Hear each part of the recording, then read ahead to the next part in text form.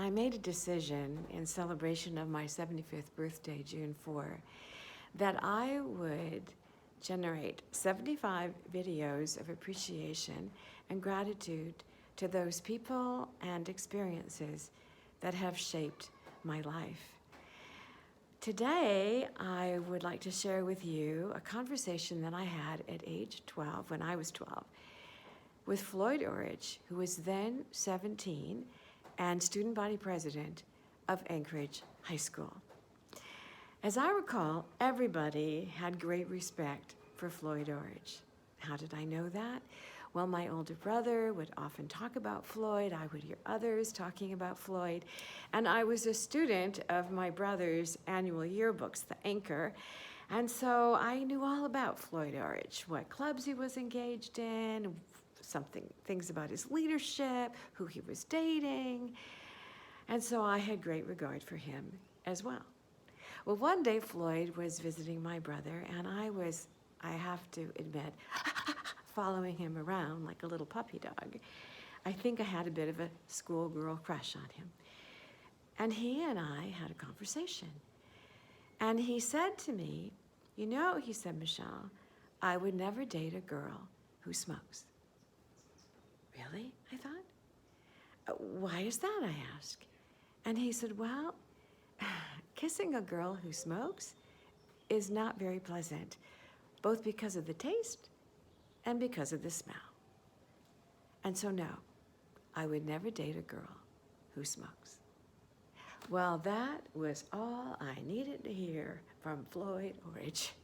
And I made the decision right then and there that I would never smoke. Now, I grew up in the 50s and the 60s, and it seemed as though everybody smoked. My mother smoked. My mother smoked during her pregnancies. It was the thing to do. There were advertisements that said pregnant women should smoke because it helps them to manage their cravings. And most everyone that I knew were smokers. And so there was a lot of pressure to start smoking. And I wanted to fit in as much as anybody wanted to fit in. And yet, because of that conversation with Floyd Orridge, whenever I was offered a cigarette, I said, no, thank you. When I was a freshman in college and it seemed as though everyone was smoking in the commons, in the cafeteria, in the dorms at night, and I was offered cigarette after cigarette after cigarette, and I said no because of Floyd Orridge.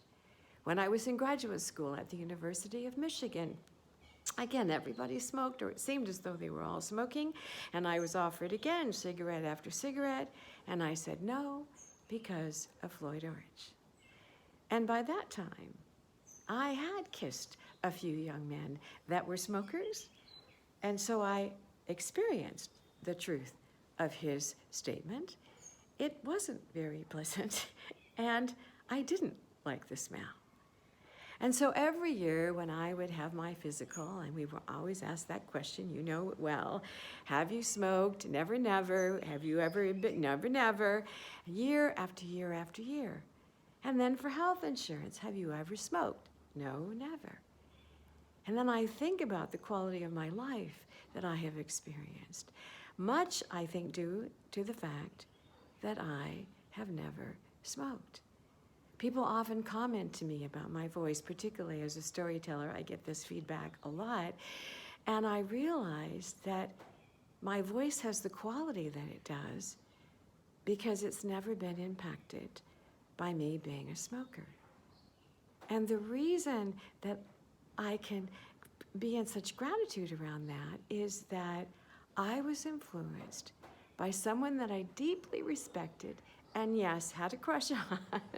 And as a result of them sharing themselves with me, that gave me the courage to say no over all those many years. So in 2018, I thought, you know, Michelle, you really do owe an email of gratitude to Floyd Orridge. Now, I didn't know if he was still living. I didn't know where he was living. But thanks to Google, he was in fact living, and yes, in fact, I found out where he worked, and I sent him an email of appreciation. And then I kept checking my inbox, waiting for the reply.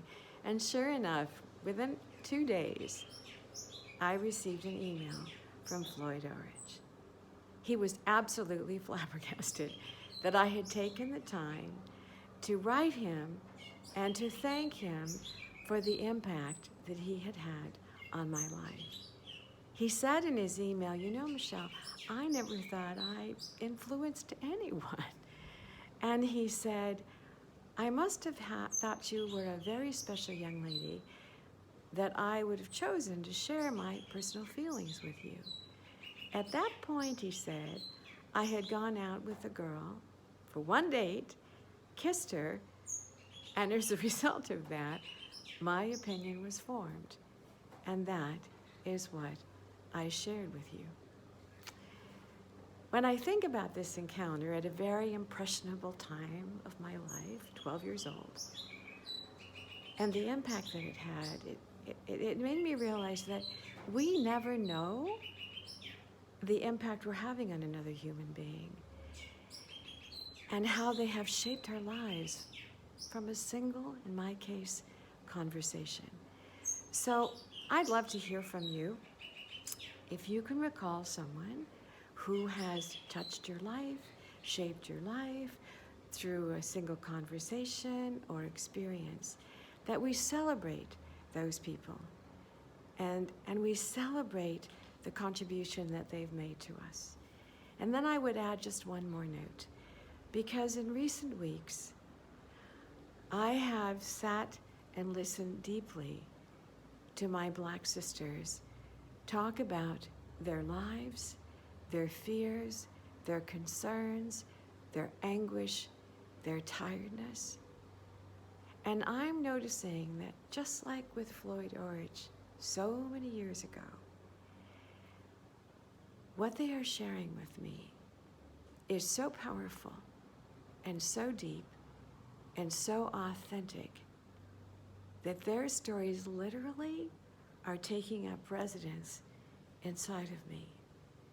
And as a result of that, I am looking at my own life, my own prejudices, my own white privilege, and also looking at my responsibility to take a stand, to take action, to right the wrongs that have gone on for so many years.